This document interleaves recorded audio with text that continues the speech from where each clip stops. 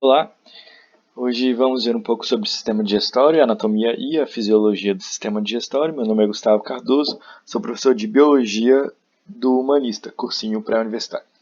A nossa aula vai ser dividida em anatomia, digestão na boca, digestão no estômago, digestão no intestino delgado, absorção de nutrientes, absorção no intestino grosso e defecação, controle nervoso e hormonal. Esses vão ser os temas que a gente vai rever, ver os principais tópicos e fazer uma revisão. Veremos de novo na aula. Vamos começar pela anatomia do sistema digestório. A anatomia não é complicada, uma anatomia mais simples para o ensino médio. Ele é um grande tubo, de forma grotesca, é um grande tubo que vai da boca ao ânus e tem cerca de 9 metros. O sistema digestório ele tem glândulas acessórias, que são, por exemplo, as salivares, o fígado, o pâncreas. São glândulas que ajudam no processo. A porção inicial do sistema digestório é a boca. E na boca temos os dentes, a língua, os canais das glândulas salivares. E seguindo, nós temos a faringe, que é mais próxima à garganta aqui. Depois da faringe, nós temos o esôfago, que é um tubo fino que atravessa o diafragma. E logo em seguida, o estômago, que tem um esfíncter aqui, chamado esfíncter cárdio, que é um anel que comunica o esôfago ao estômago. Esse anel pode fechar e abrir. E tem o esfíncter aqui, chamado esfíncter pilórico, que é uma estrutura que liga o estômago ao duodeno. Apresenta também o intestino delgado, logo em seguida, intestino delgado, que é dividido em duodeno, que tem 25 centímetros, mais ou menos 12 dedos, como o nome diz, duodeno, no qual desemboca o canal colédoco. O canal colédoco ele traz as secreções produzidas pelo pâncreas e pelo fígado. Logo depois do duodeno nós temos o jejum, que tem mais ou menos 4,5 metros, e o íleo, que tem 1,5 metro mais ou menos. E depois do intestino delgado vem o intestino grosso, que é dividido em seco, cólon ascendente, transverso, cólon descendente, cólon sigmoide e o reto, que vem antes do ânus. No seco, nós temos o apêndice secal, o apêndice vermiforme, que está vendo que ele é em forma de verme aqui. É um apêndice, é uma parte pequenininha que de vez em quando inflama e precisa ser retirada. E sobre o pâncreas, o fígado e as glândulas salivares, sobre as glândulas do sistema digestório, o pâncreas ele produz o suco pancreático, ele é uma glândula mista, que tem uma porção exócrina, que secreta bicarbonato e enzimas digestivas para o ducto pancreático, e tem uma parte endócrina, que secreta insulina e glucagon para o sistema sanguíneo. Né? O fígado produz a bile, bile é essa que é produzida pelo fígado e é armazenada pela vesícula biliar. E as glândulas salivares produzem a amilase salivar, que é liberada aqui na boca. Além de algumas enzimas que protegem contra bactérias e outros micro-organismos. Vamos falar um pouquinho da digestão na boca, né? Quando a gente fala de digestão, qual que é o objetivo da digestão no nosso organismo? O objetivo é transformar os alimentos em substâncias que são assimiláveis pela nossa célula. Isso seria glicose, isso seria ácido graxo, glicerol, coisas desse tipo, que são menores, bem menores do que o que a gente come. E existem dois tipos de digestão, a mecânica, que é por trituração, e a química, que é por quebra das moléculas por enzimas. Então, começando pela boca mesmo, nós temos aqui a boca, a cavidade bucal, aqui nós temos a faringe, a orofaringe, a naso, que não nos interessa, e a hipofaringe. E aqui nós temos o esôfago, aqui atrás, passando bem aqui. A laringe não nos interessa, mas o esôfago sim. Quando nós nos alimentamos, o alimento passa por aqui. E a digestão na boca, ela envolve a amilase salivar ou ptialina e tudo ocorre em um pH em torno de 6,7. Na boca nós temos a digestão mecânica, que ocorre pelos dentes, através da trituração que os dentes promovem, e a química, pela enzima amilase salivar, ou ptialina, que trabalha num pH em torno de 6,7 e quebra o amido e glicogênio em moléculas menores, porque o amido e o glicogênio são moléculas muito grandes, e elas são quebradas em moléculas menores, tipo maltose, que são disacarídeos pequenos, tipo a maltose, que é um disacarídeo pequeno. Quando a gente fala da digestão, a gente também não pode deixar dois conceitos para trás, que é o conceito de deglutição e peristaltismo. A deglutição é quando o bolo alimentar, ele está aqui na nossa boca, né? E ele é empurrado pela língua para o fundo da faringe, passa pela faringe e vai para o esôfago. E o peristaltismo são as ondas de contração da parede dos tubos digestórios, sendo responsáveis pelo deslocamento do alimento da boca até o ânus. Todo o sistema digestório ele realiza peristaltismo, seja o esôfago, o estômago, o intestino grosso e o intestino delgado e o intestino grosso. Vamos falar agora sobre a digestão no estômago. A digestão no estômago, ela envolve o suco gástrico. E o que é o suco gástrico? O suco gástrico é o ácido clorídrico, que é o HCl, e a enzima pepsina. O que o ácido clorídrico faz? Ele torna o ambiente ácido para a atuação da pepsina, porque a pepsina ela atua de melhor forma no pH em torno de 2. E como o pH da boca é 6,7, você tem que acidificar o meio para a pepsina funcionar. E o que a pepsina faz? A pepsina ela pega e transforma proteínas, que são grandes cadeias de aminoácidos, em cadeias menores de aminoácidos. Além disso, o ácido clorídrico ele tem um papel importante como bactericida, porque ele protege o nosso intestino e o nosso organismo em relação ao que a gente come. E como que é a digestão no intestino delgado? No intestino delgado nós temos o suco entérico e o suco pancreático. O suco entérico ele contém enzimas como a enteroquinase, que transforma o tripsinogênio em tripsina, que é outra enzima.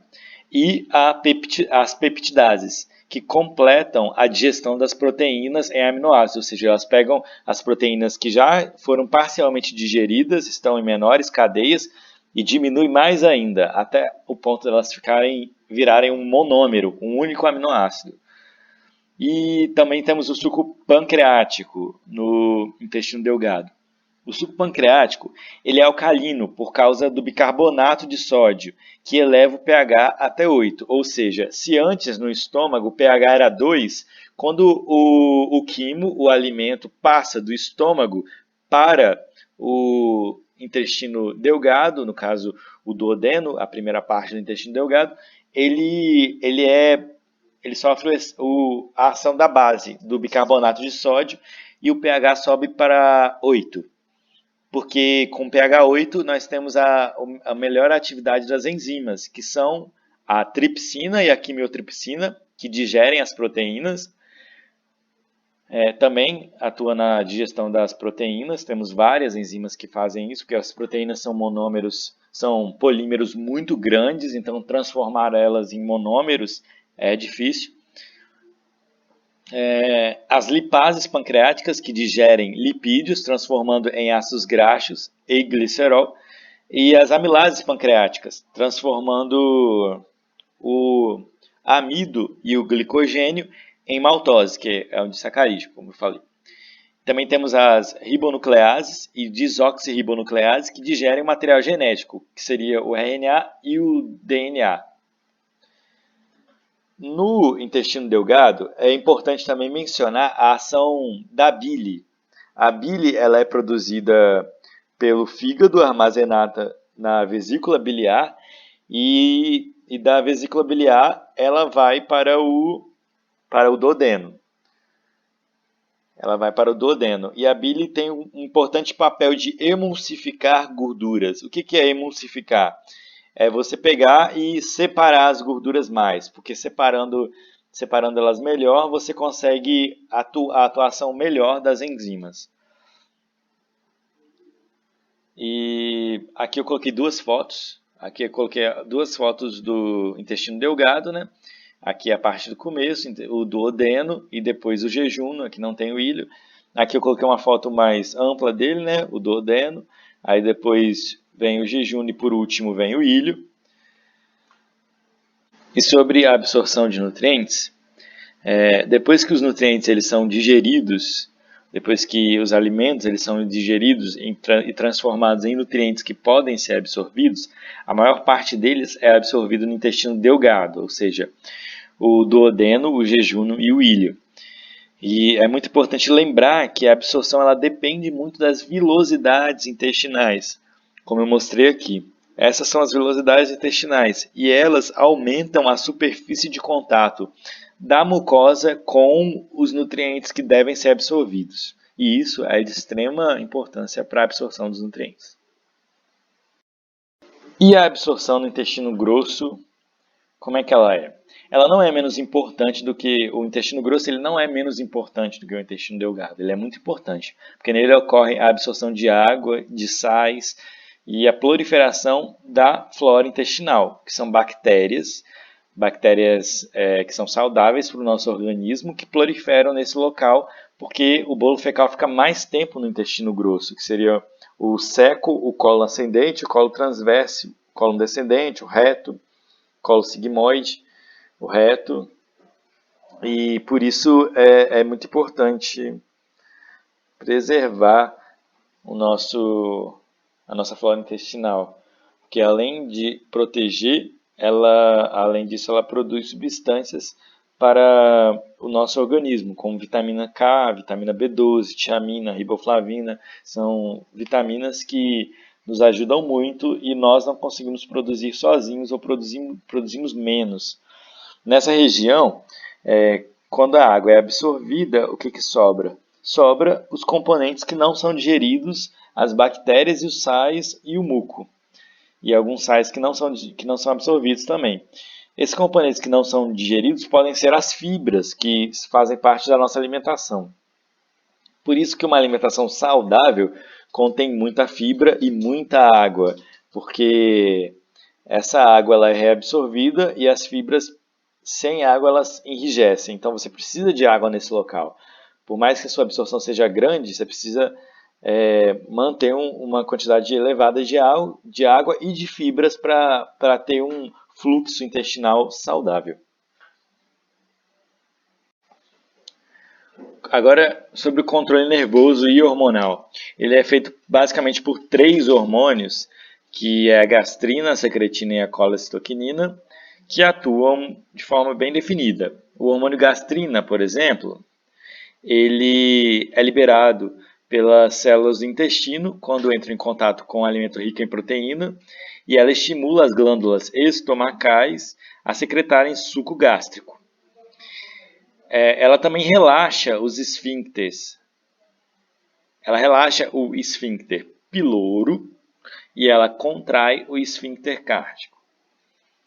Essa é a ação da gastrina. Temos a secretina também, que quando o duodeno é estimulado, a secretina é liberada pela parede intestinal. Qual é a função dela? A secretina ela inibe a secreção gástrica e mobiliza o intestino, além de estimular a liberação da secreção pancreática, rica em bicarbonato. Ela também promove a produção da bile pelo fígado e a secreção de suco entérico. Essa é a função da secretina. Inibe o suco gástrico e estimula o suco entérico e pancreático. E temos a colecistoquinina. Qual é a função da colecistoquinina? Ela é liberada pelas células do duodeno e estimula a contração da vesícula biliar. Está vendo essa verdinha aqui por trás? A contração dela, ela estimula a contração dela e, com consequente, expulsão da bile para o duodeno.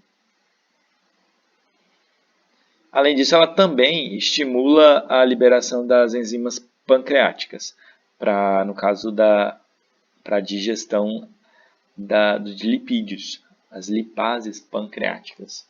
Essa é a ação da colesteoquinina, tem um esqueminha aqui. E é isso aí, galera. Estudem. E eu coloquei um trecho de uma música que eu acho bem legal aqui, que é Hall of Fame, do The Script. Fala bem assim: você pode mover uma montanha, você pode quebrar rochas, você pode ser um grande mestre. Não espere pela sorte, dedique-se e você se encontrará. Bom estudo a todos.